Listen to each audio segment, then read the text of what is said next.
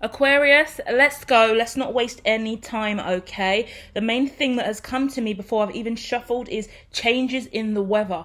Now, when I say that, it's raining outside. The main thing I teach in regards to spirituality from a shamanic standpoint is how influential the weather is in regards to energy and the ebbs and flows of life. If it's a sunny hot day, how you feeling? If it's a rainy shitty cold day, how you feeling? That's significant for you here.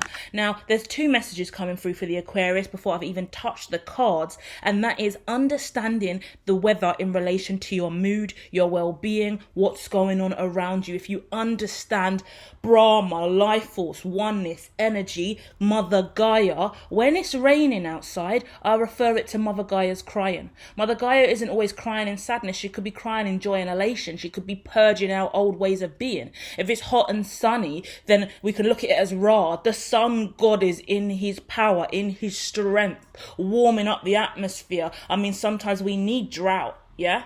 Oh my gosh. In my head, they're giving me sometimes we need drought and we need famine. If we never had drought or famine, how will we know that we needed more nourishment? How do we know we were lacking?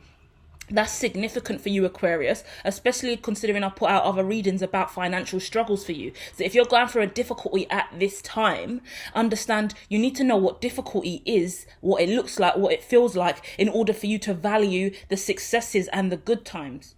We wouldn't know what love and light is and what light is versus what dark is if we ain't experienced darkness. How do you know what true happiness is if you've never had true sadness? Yeah?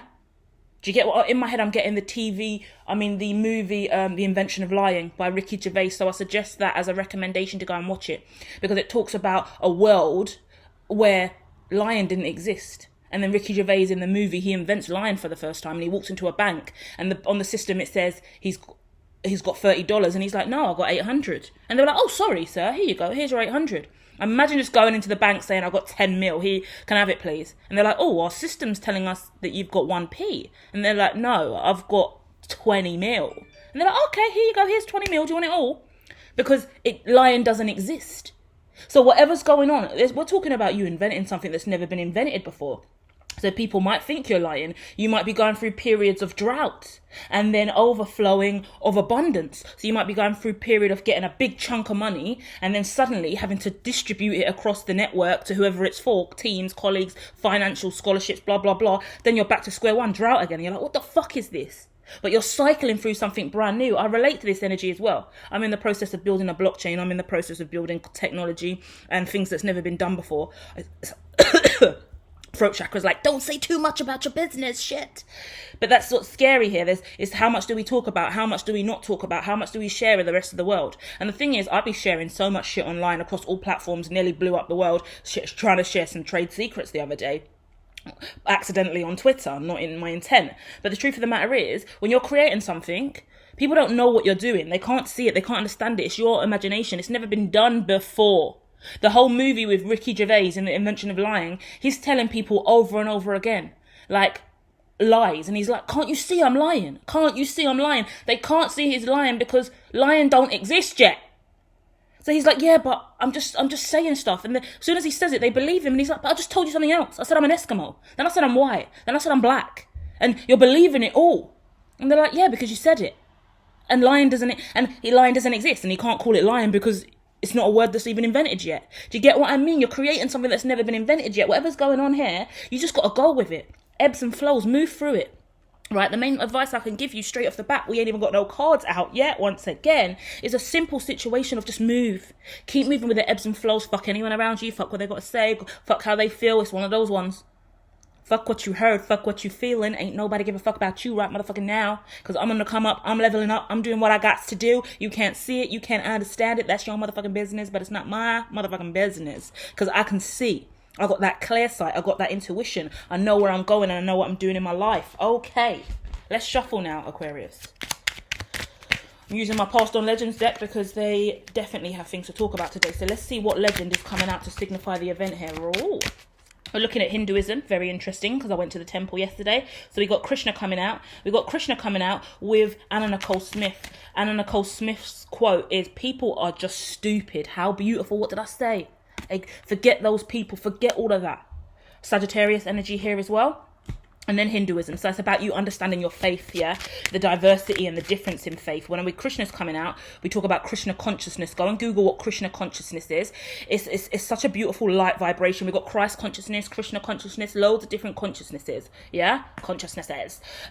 But the truth of the matter with that is, Krishna is light, Krishna is loving, Krishna is going to dance around town. If you've never looked at the Bhagavad Gita and you don't know what that is, go and check that out as well. Go and look at different ideologies and concepts around Krishna and the faith there, because if you're on a spiritual journey, you're trying to ascend, you might want to go to the temple, experience what that is for the first time, go and look at different deities. Either way, there is a Krishna consciousness journey that you would really benefit from going on at this time. It will open you up to the nuances of faith, religion, spirituality. It will awaken your third eye. Your third eye needs to be awakened because it's half open, yeah? You open your third eye and then you close it again. You open your third eye and you close it again because people are just stupid. Look, when Nicole Scherzinger, not Nicole Scherzinger, how rude. That might be significant for one of you guys. Nicole Scherzinger is alive and well, may I add. Anna Nicole Smith, who I absolutely love and adore, sexy icon, if you've ever known one. She was dating and married to a really, really old man. She was in the press, a lot of attention around her. She's like the Paris Hilton of back in the day, before Paris Hilton was even a thing. And she was always judged for being super sexy, Playboy model, sexy, divine woman. And everyone just judged her, tarnished her name, tarnished her reputation because she was dating a really old man. They were like, oh, she's just a gold digger. Oh, she just wants money, blah, blah, blah. All this hatred on Anna Nicole Smith for being amazing and awesome. In the end, she ended up taking a drug overdose, I believe, dying of drugs.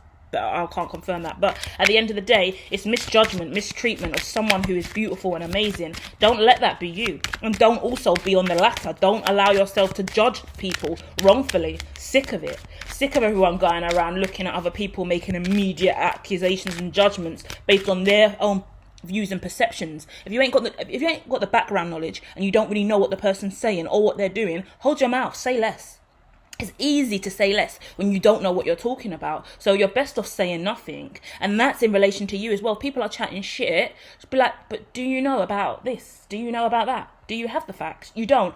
All right, then hold your mouth and settle. Take a seat and stay in the lane that you are currently in. Because you can't come over to my lane chatting shit when you ain't ever been here before and you don't know the speed limit, bitch.